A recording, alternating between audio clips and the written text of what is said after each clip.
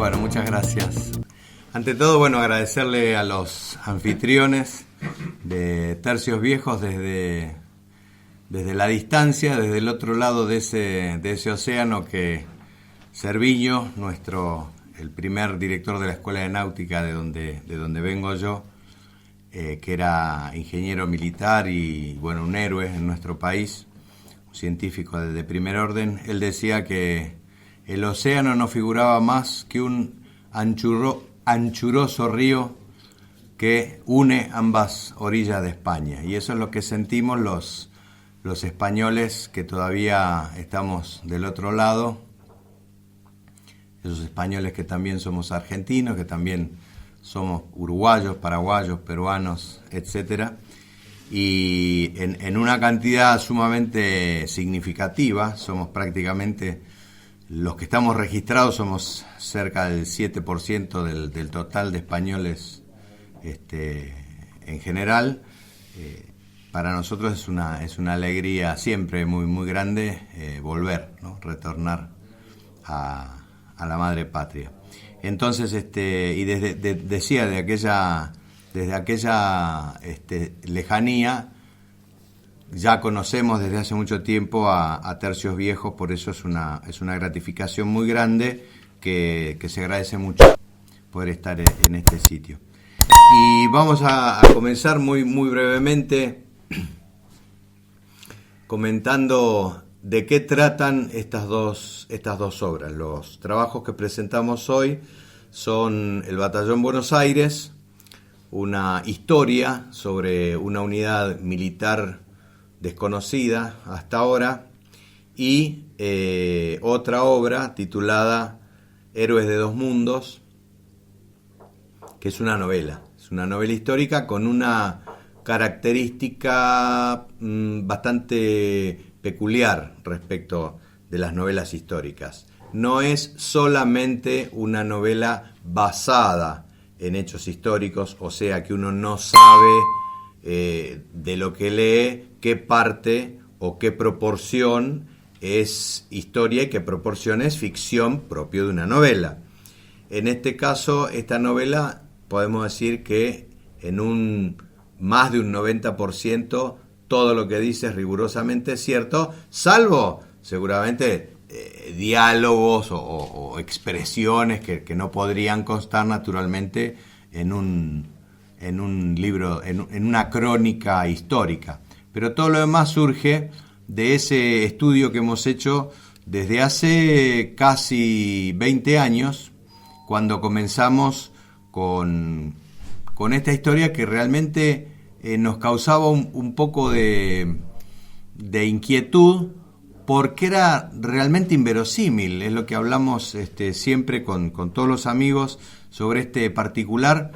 Resultaba desde aquel entonces realmente inverosímil suponer que en el contexto de la Guerra de la Independencia pudiese desplazarse desde las Américas hasta la península un regimiento completo, para el cual se necesitan por lo menos 3 o 4 buques que no se contaban, con un mar infestado de escuadras y escuadrillas británicas, y que tampoco desde el punto de vista estratégico militar podía servir de mucho, porque significaba desguarnecer otra parte del imperio. O sea que por donde se lo mirara era inverosímil directamente que ese batallón Buenos Aires, que figuraba en las listas como tal, pudiese estar compuesto por gente de Buenos Aires, salvo los casos excepcionales, como pasó obviamente también en Trafalgar. Había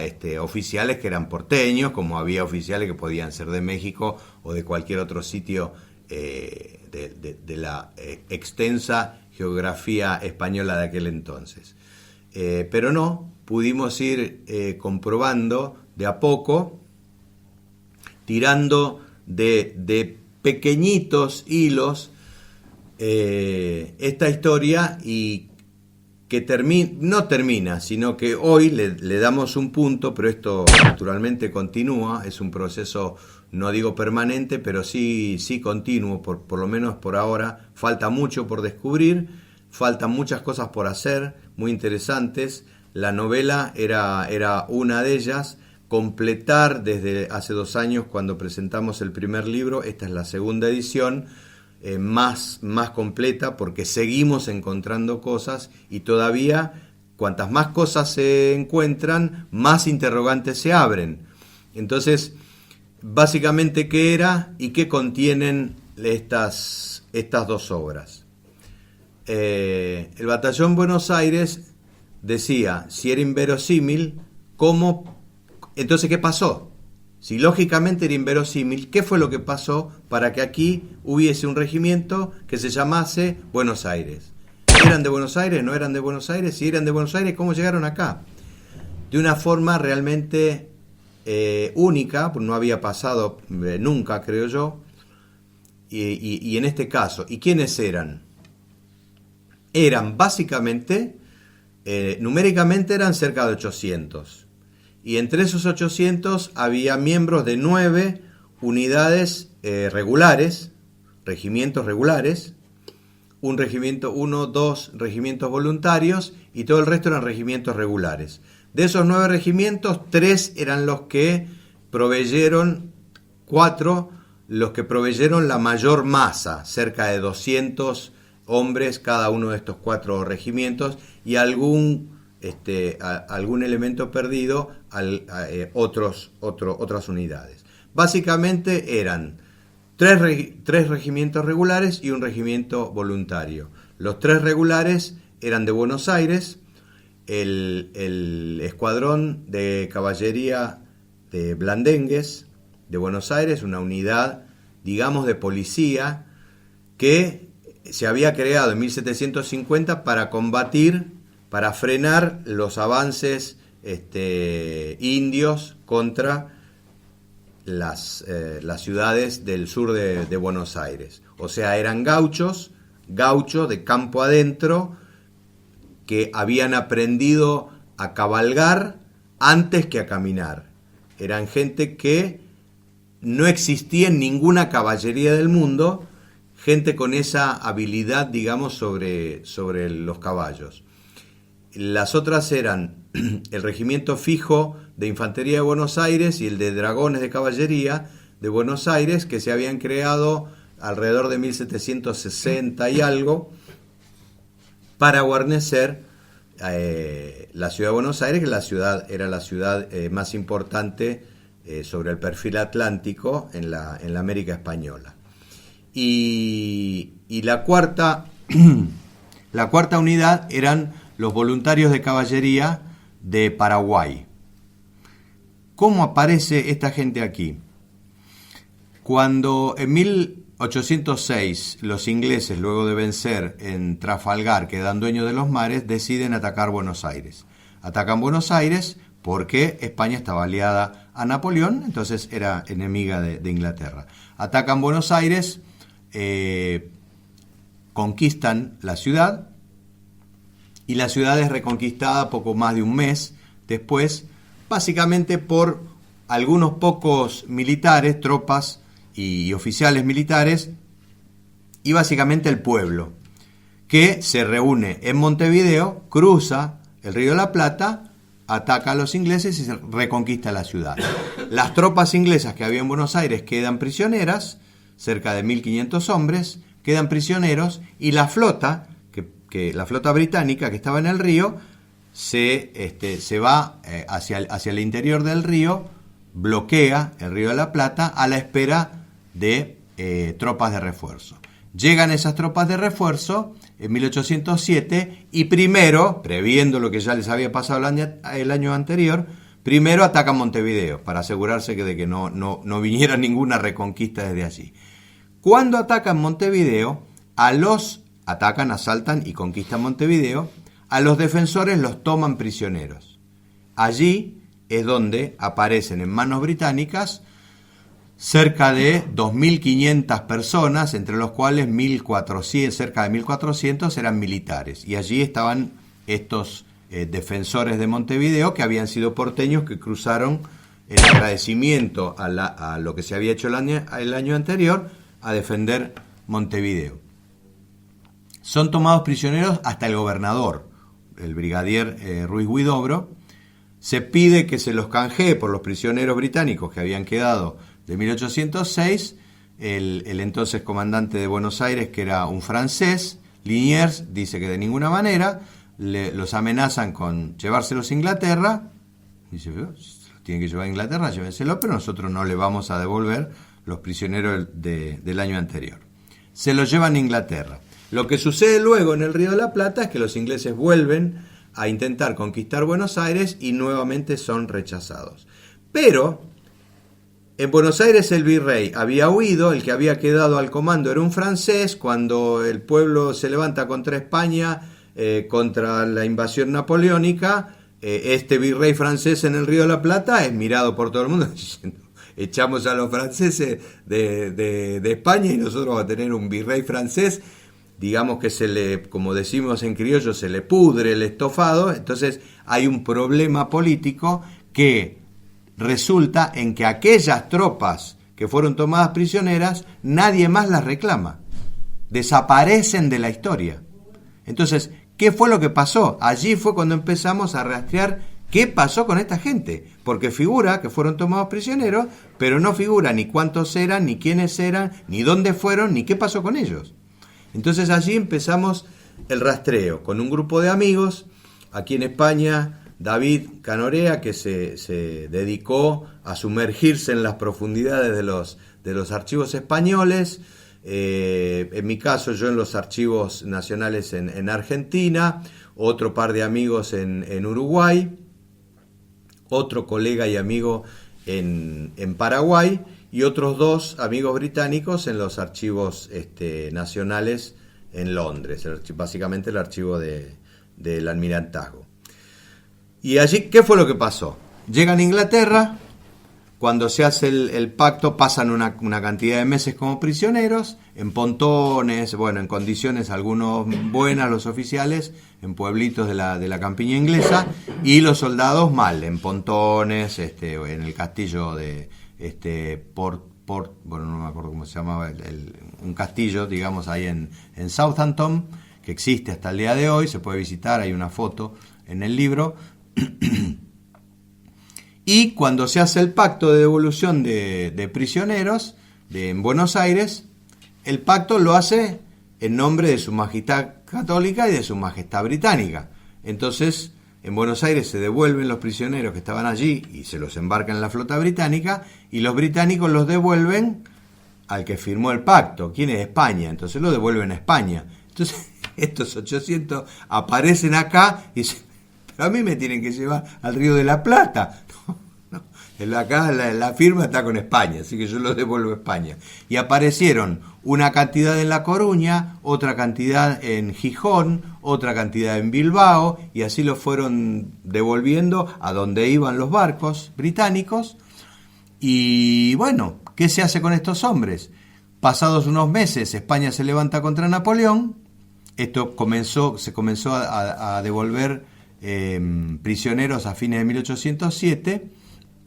Comenzaron a juntarse, digamos, en La Coruña, y a mediados de 1808 se levanta España contra Napoleón y le dice: no, ustedes no van a ir a ningún lado, ustedes son militares y se quedan acá. Se formó un ejército, la Junta de Galicia, el Reino de Galicia sesiona en forma soberana, se forma una junta de gobierno, y la Junta de Galicia decide que las tropas que hubiese disponibles forman parte de lo que se llamó el Ejército de Galicia, luego el Ejército de la Izquierda.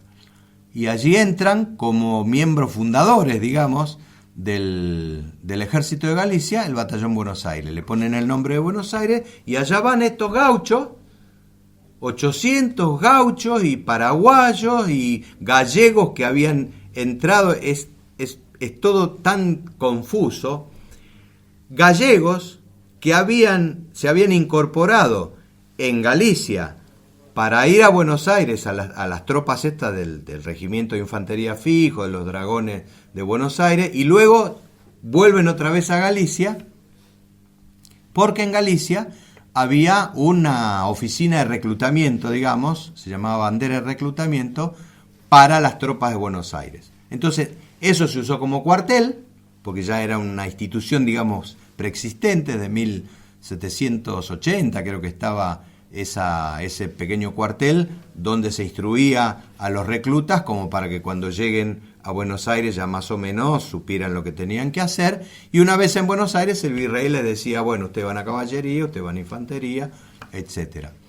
Entonces allí quedan estos paraguayos, porteños, gauchos y gallegos, y se incorporan al ejército de Galicia, y el 8 de junio de 1808 abandonan La Coruña por el camino a Lugo, metiéndose a las montañas, y ya para campaña, para combatir, y combaten en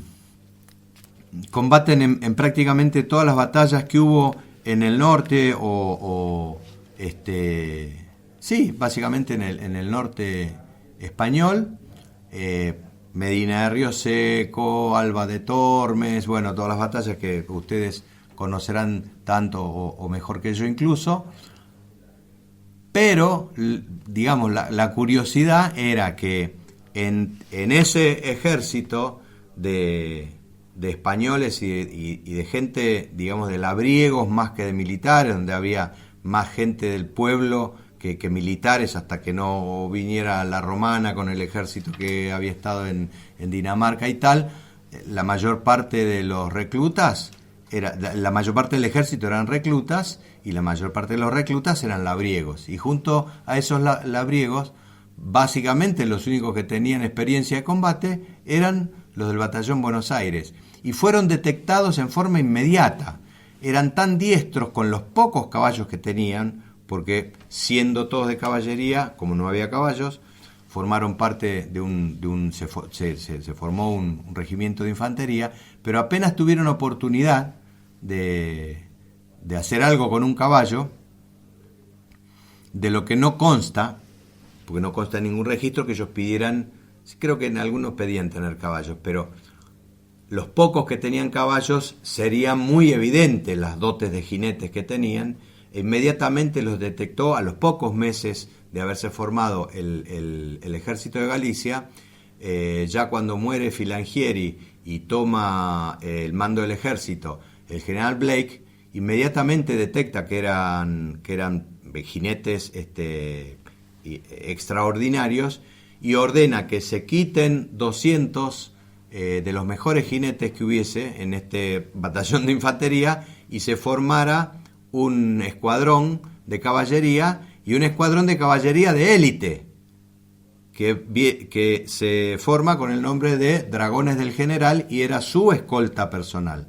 Blake elige a los jinetes del Batallón Buenos Aires como su escolta personal. Y luego hay otra prueba, digamos, de la valía que tenían estos jinetes extraordinarios, cuando se hace otra quita de alrededor de 200 o 300, y se crea otro escuadrón de caballería, que es el Regimiento de Voluntarios de Caballería de Ciudad Rodrigo. Entonces, todos estos porteños y paraguayos, todos estos rioplatenses, en realidad lo que forman son 3 regimientos, no uno, el Batallón Buenos Aires y otros 2, es el de Dragones del General y el de Caballería de Ciudad Rodrigo, y algunos otros que se van sumando a otros regimientos. Incluso al Inmemorial del Rey tenemos como rioplatense, como español rioplatense, tanto como ellos, lo tomo como propio, como parte de haber hecho esta historia, lo tomo como propio también, ¿no? Tenemos, decía, el orgullo de que se hayan tomado 307, puntualmente, 307 hombres del Batallón Buenos Aires para reforzar el Inmemorial del Rey, creo que era en 15 de diciembre de 1809, si no me equivoco, o por ahí. De 1808. Y otros casos puntuales, por ejemplo, De la misma forma que hoy estamos hablando, que en Buenos Aires, un año antes, 1806, se había formado un regimiento de infantería voluntario con el nombre de Galicia, que combatió contra los ingleses y los derrotó. Esa unión entre Buenos Aires y Galicia, entre España y toda Hispanoamérica, pero básicamente entre Galicia y Buenos Aires, a punto tal de que hasta el día de hoy se la menciona a Buenos Aires como la quinta provincia gallega. El 80% de los españoles hasta el día de hoy que integramos la comunidad española de Buenos Aires somos gallegos. Esa unión ya venía desde aquel entonces y se ratifica en otro hecho puntual. Un oficial porteño de apellido Irigoyen, Basilio Irigoyen, un jovencito, un capitán que originalmente creo que era del Fijo de Buenos Aires, pero porteño de nacimiento, es elegido como capitán del batallón literario de Santiago, de ese batallón que se formó con estudiantes de Santiago de Compostela para defender, digamos, España contra la invasión napoleónica. Uno de sus oficiales era porteño y era un oficial del batallón Buenos Aires. Entonces, bueno, ¿cómo termina esta historia? Esta historia termina con el batallón Buenos Aires combatiendo en todas las batallas en las que participó el ejército de Galicia, luego denominado Ejército de la Izquierda, con Filangieri, Blake, La Romana, el Duque del Parque, etcétera, hasta que prácticamente no quedó gente, quedó en hilachas, como decimos nosotros, con tan poca gente que le piden que se reagrupe con otro regimiento.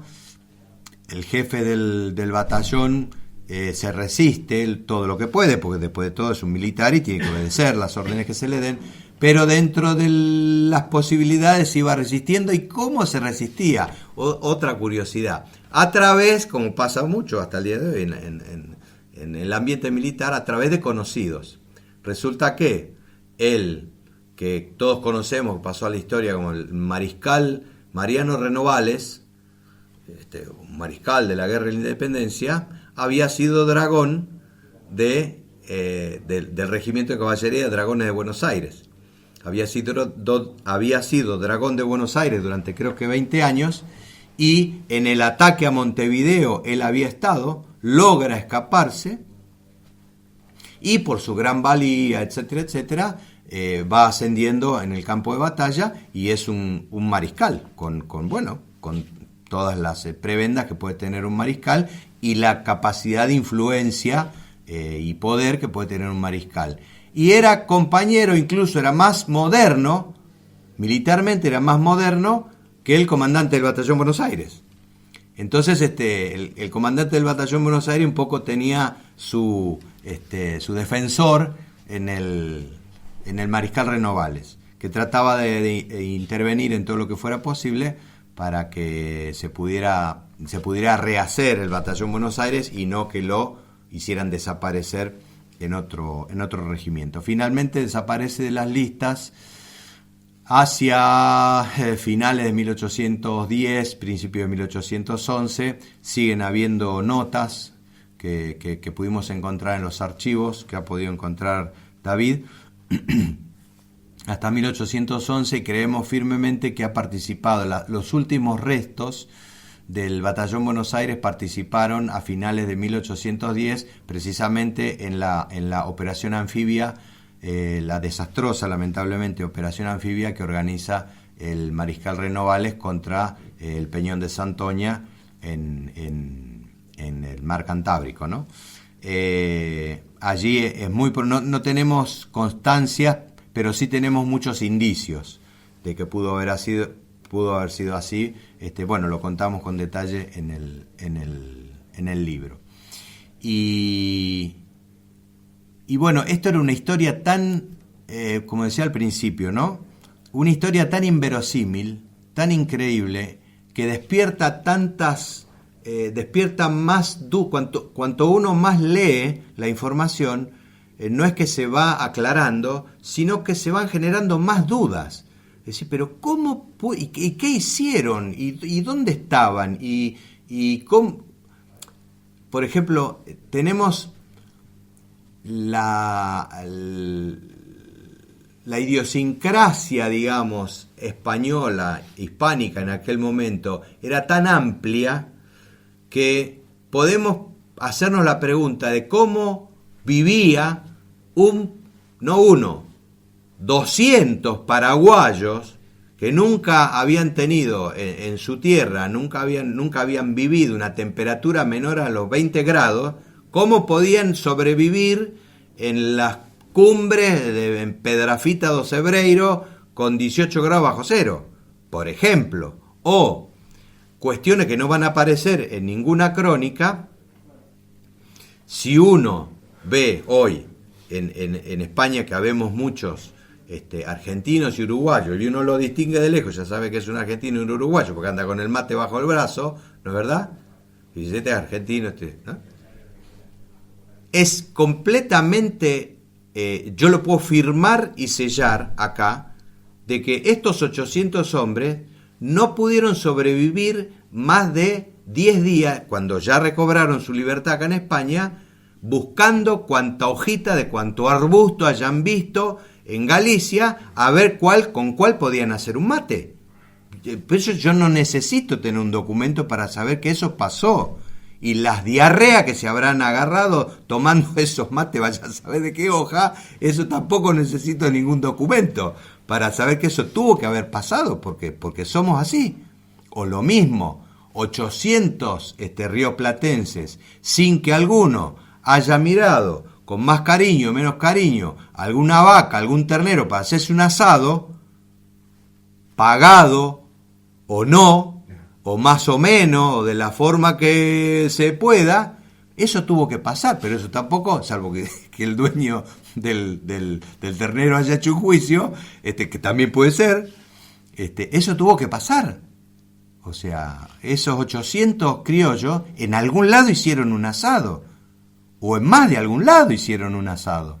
Entonces, todo eso pasó, estoy seguro que pasó, pero no va a aparecer en ninguna crónica.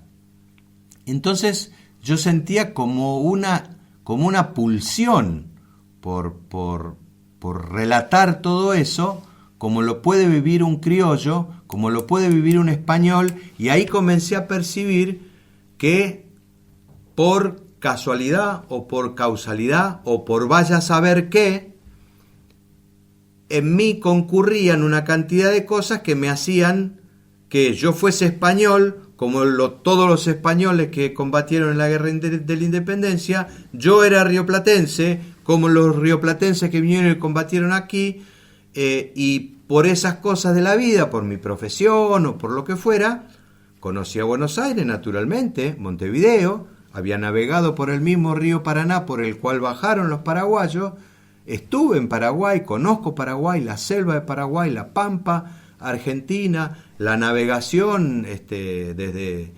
el Río de la Plata hasta Inglaterra, Galicia. Y yo digo, bueno, si no lo escribo yo, otra persona que lo escriba va a tener que inventar muchas cosas.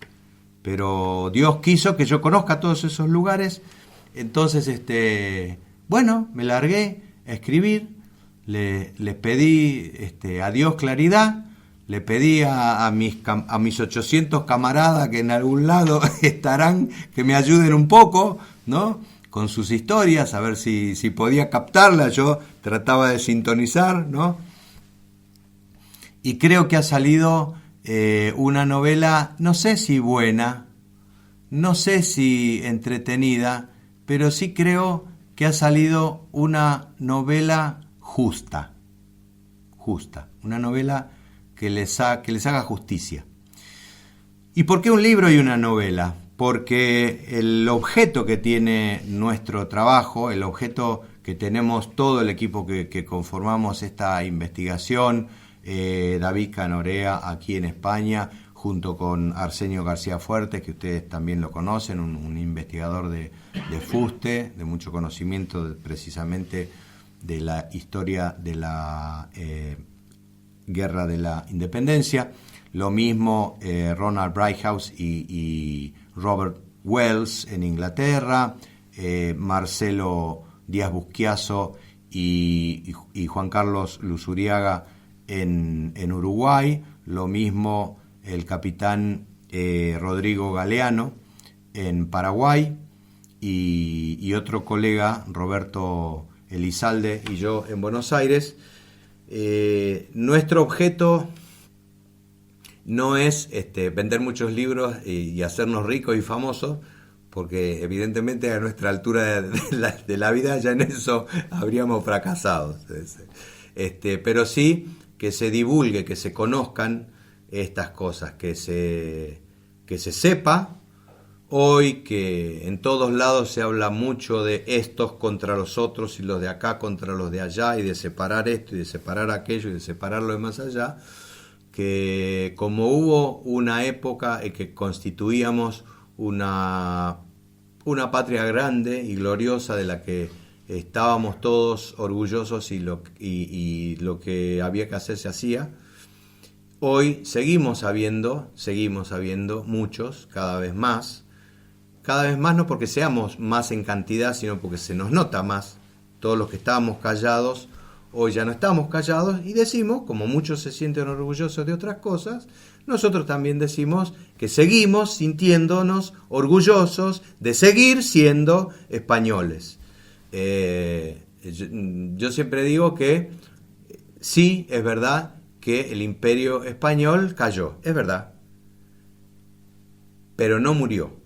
Y está clarísimo que no murió, porque cualquiera de ustedes hace un viaje de medio mundo y baja en Buenos Aires o en Montevideo o en La Paz, Bolivia, o en Lima o en Santiago de Chile o donde quieran, y dicen buenos días y le van a responder buenos días. Y no es un milagro. Pero muchos que hoy se llaman y son imperios hacen medio mundo, o ni siquiera medio mundo, pasan su frontera y dicen en su idioma buenos días y se lo quedan mirando porque su idioma solo lo conocen ellos. Nosotros quizás no valoremos mucho eso, o seguramente no valoremos mucho eso, pero eso sigue existiendo. El imperio sigue existiendo. Y valorar todo lo que es valorable, todo lo que para nosotros son valores, ideales, con los que nos sentimos orgullosos y los que nos ayuda a crecer y a proyectarnos cada vez más. Lo queremos mostrar, lo queremos valorar y a la mayor cantidad de gente posible. Por eso hicimos un libro histórico, riguroso, científico, metodológico, que cumpla todo lo que tiene que tener un texto científico para un grupo de gente interesado en eso y para otro grupo de gente que le interesa por ahí más la novela o una cosa más fluida, una novela. Y por eso decía que esto no es el final del camino. La novela en realidad la hicimos porque esto es una historia de película, pero una historia de película buenísima, de esas películas que nos dejan atornillados a la butaca desde que comienza hasta el final. ¿Por qué? Porque lo comentaba en todas las conversaciones que hablamos de esto. Si hiciéramos una película muda de esta historia, solo con los paisajes sería un peliculón. Y desde el principio, con el paisaje de las cataratas del Iguazú, a donde estaban los paraguayos, porque estaban ahí, porque esas eran las misiones jesuíticas, uno de los oficiales, Miguel Vicente Viveiro, que era gallego, era de las misiones, era de Viveiro, en Lugo, y era capitán de las misiones jesuíticas donde está la catarata del Iguazú. Fue el relevo de Juan de San Martín, el padre de José de San Martín. Viveiro fue el relevo de Juan de San Martín. Entonces, esta película que podría comenzar en las cataratas del Iguazú, bajando por el río Paraná, que es una novela, es bellísimo, navegar por el río Paraná, llegar a Buenos Aires, a la Buenos Aires colonial, el río de la Plata, Montevideo, el cruce del océano, Inglaterra, la campiña inglesa, los buques desarbolados que eran los pontones de prisioneros.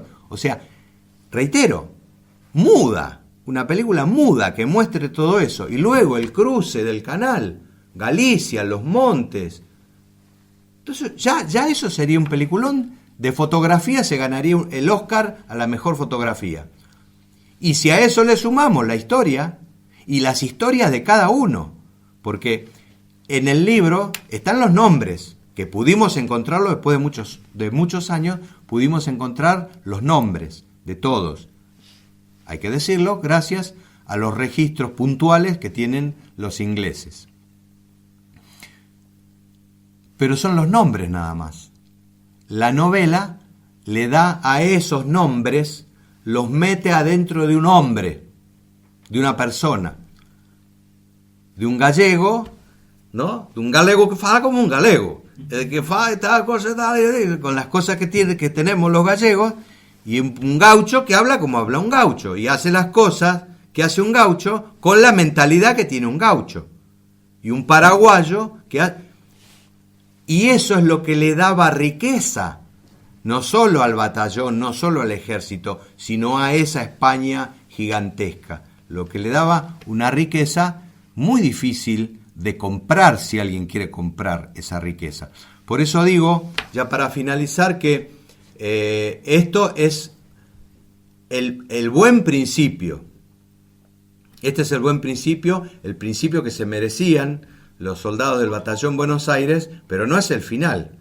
Esta novela, lo que está pautado es que sea la base del guión de una película. Y luego ver si podemos gestionar, o quien sea, gestionar el hacer una película, y por qué no una calle que lleve el nombre del Batallón Buenos Aires, y por qué no una escuela que se llame Batallón Buenos Aires, y por qué no una historieta para jovencitos sobre el Batallón Buenos Aires, o por qué no, libros infantiles sobre el Batallón Buenos Aires. Y todo esto que digo, lo digo con, como se dice en el ámbito militar, con la prueba de mecanismo ya hecha, ¿sí? Ya hicimos la prueba de mecanismo de todo esto y funcionó, a la gente le interesa, bien contado, ¿no? Bien contado, con el idioma de cada receptor. Tenemos mucho camino por recorrer. Quizá lo más emocionante y que casi se fue logrando naturalmente es algo muy emotivo que va a pasar precisamente el día de mañana. El día de mañana, una de las cosas que a nosotros más nos dolía íntimamente como miembros que nos sentíamos, como miembros actuales de aquel Batallón Buenos Aires del pasado, como con la responsabilidad actual de hacer ver aquello que había quedado olvidado, injustamente olvidado, era que no solamente fuéramos nosotros.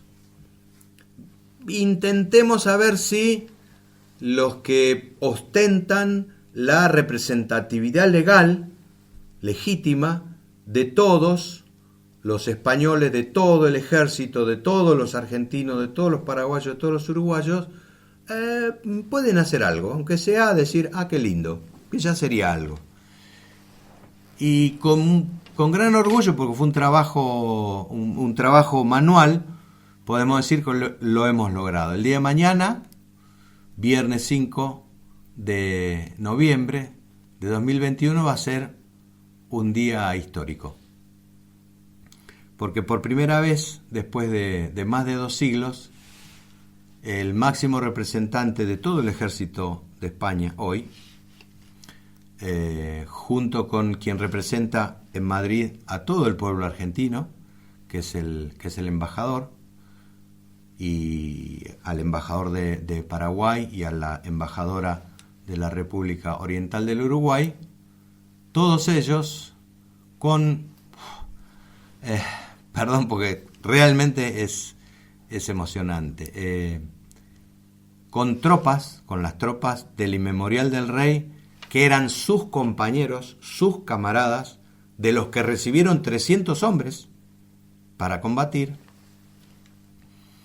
Sus camaradas actuales del Inmemorial del Rey, mañana le van a rendir homenaje a sus compañeros, a sus camaradas, con la formalidad, con la sencillez, con la profundidad que suelen hacerlo, con una ofrenda floral, con la marcha La muerte no es el final, seguramente los himnos que hoy nos identifican a los que políticamente hoy formamos parte de países distintos, pero que seguimos siendo todos españoles, porque seguimos entendiéndonos. Todo lo que se va a decir ahí lo entenderemos todos en español. Y yo estoy seguro que junto a sus camaradas del actual Inmemorial del Rey, junto a esos jovencitos y chicas jóvenes del Inmemorial del Rey del siglo XXI, van a estar formados entre líneas nuestros 800 camaradas del Batallón Buenos Aires. Así que este es el fruto de nuestro trabajo y que lo queremos compartir con ustedes. Así que creo que hemos dado un paso muy importante, no es el último, pero bueno, básicamente mi última palabra es de agradecimiento porque se hayan hecho un rato para compartir esta historia, que sé que también a su medida la divulgarán. Muchas gracias a todos.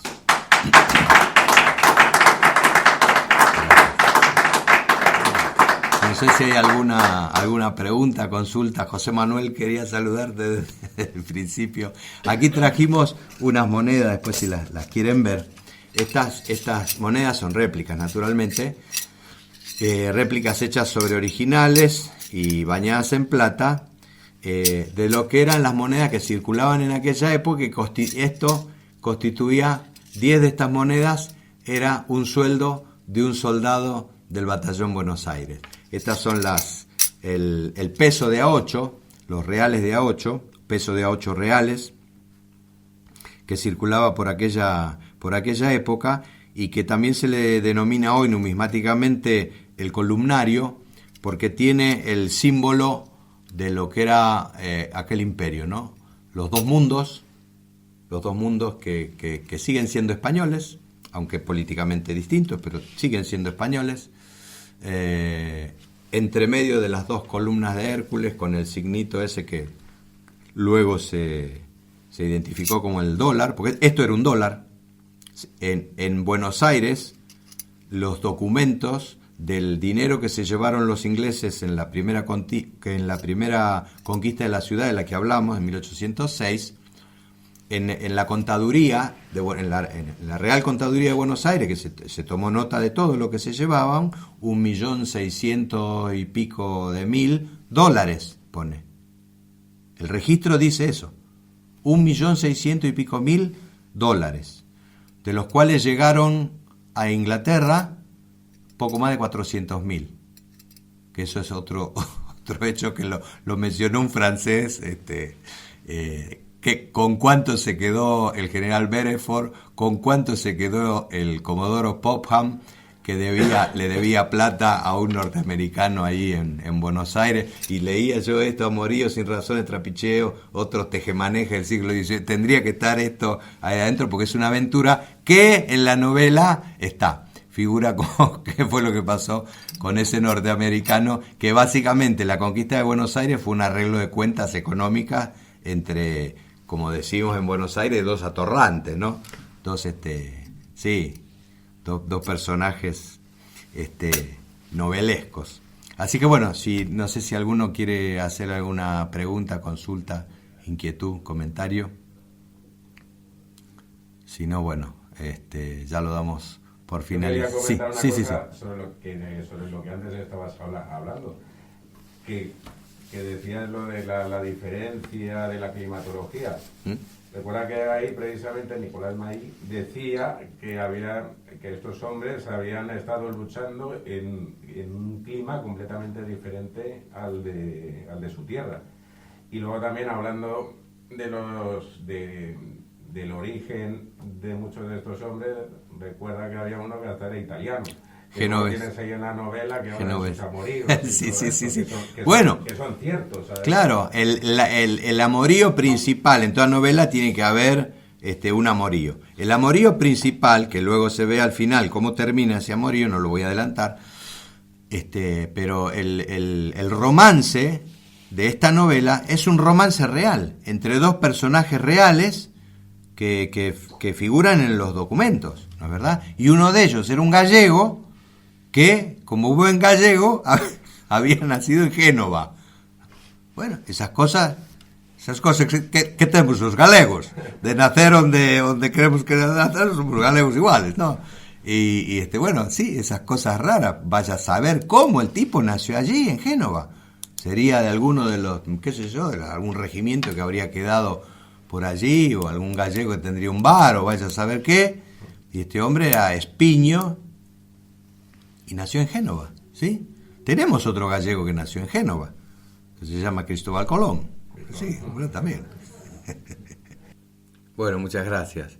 Sí, somos, en realidad somos varios que venimos trabajando desde hace mucho, y ahora creo yo que es verdad que el León ha despertado, y ahora, lo que sucedió ahora, a diferencia de antes, es que ahora la gente, no es que nosotros surgimos ahora, nosotros venimos trabajando, somos todos, en mi caso, o Patricio Lons, que es otro muy conocido, gran amigo también, Marcelo Gullo, que por mencionar a los más conocidos en España, nosotros somos todos muchachos ya grandecitos, que sabemos pelar la naranja solo, venimos trabajando desde hace mucho. La diferencia, lo que surgió ahora, el despertar del León, es entre la gente, que ahora se siente más atraída a estos episodios que antes. En mi caso, lo hemos hablado mucho con David y con todos los amigos, yo comencé a publicar sobre episodios desconocidos en 1999, que lo hablábamos incluso contigo antes de aquí, el presidente, en su momento el presidente de la Junta de Galicia, don Manuel Fraga, fue el primero que descubrió en mi primer trabajo sobre uno de los tercios, no de Flandes, sino un tercio del Río de la Plata. Los gloriosos tercios españoles fueron los tercios de Flandes, pero no fueron los únicos tercios que hubo. En el Río de la Plata, contra los ingleses, se formaron 5 tercios de infantería que, en honor a la gloriosa epopeya de los tercios de Flandes, tomaron esos nombres, que fueron el tercio de gallegos, el tercio de cántabros y montañeses, el tercio de vizcaínos, el tercio de miñones catalanes, cuando los catalanes y los vizcaínos, como durante toda su historia combatieron por España, formaron parte siempre de las primeras filas de combate, el tercio de miñones catalanes, y el tercio, como no podía ser de otro modo, el tercio de los 4 reinos de Andalucía. Fueron 5 tercios de infantería que convocaron cerca de 3.000 hombres en una ciudad de 40.000 personas. O sea, si hoy la ciudad de Madrid tiene 3 millones de habitantes, es como formar un regimiento de 200 y pico mil personas.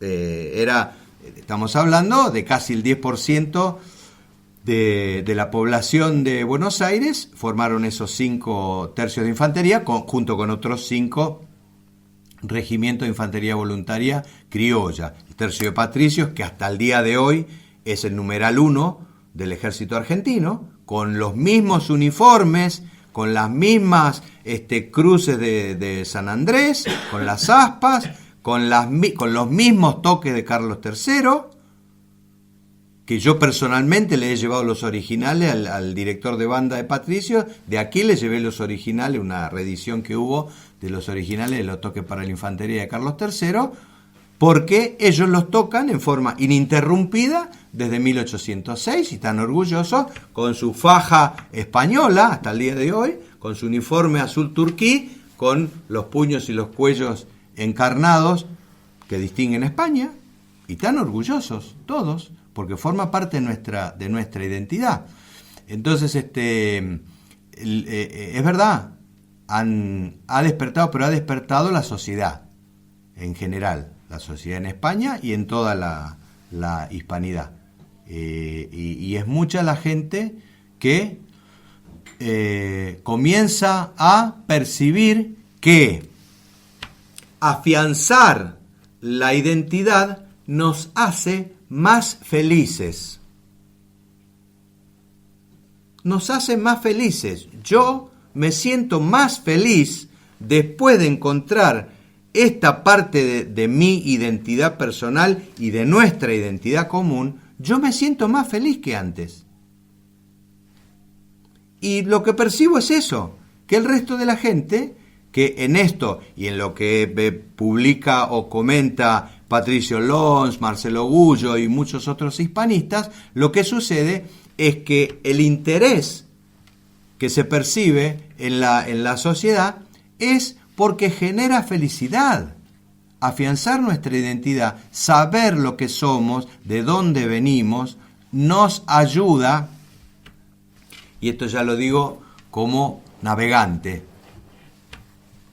no es posible técnicamente, para un marino mercante, no es posible trazar un rumbo si yo no sé ni dónde estoy ni de dónde vengo.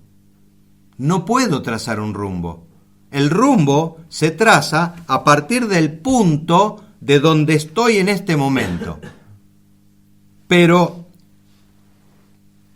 ¿cuál va a ser la graduación del ángulo para llegar a donde yo quiera llegar? No interesa, ¿sí? Desde lo político, desde lo ideológico, yo puedo llegar para este lado, yo puedo tener la idea que yo quiera. Pero es imposible, cual sea la idea que yo quiera, cual sea el punto de destino que yo quiero para mi vida individual, para mi vida colectiva, para mi vida nacional, es imposible trazar cuál es el rumbo si yo no sé dónde estoy hoy. Y si yo no sé de dónde vengo, porque si yo no sé de dónde vengo, no sé cómo tengo que corregir, cuántos grados más hacia un sitio o hacia otro, más al norte, más al sur, al este o al oeste. Entonces, eso es lo que nos da la identidad.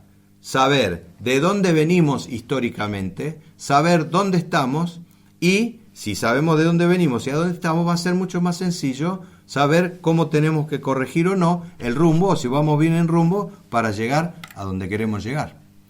Así que bueno, de eso forma parte también el hecho de la identidad, ¿no?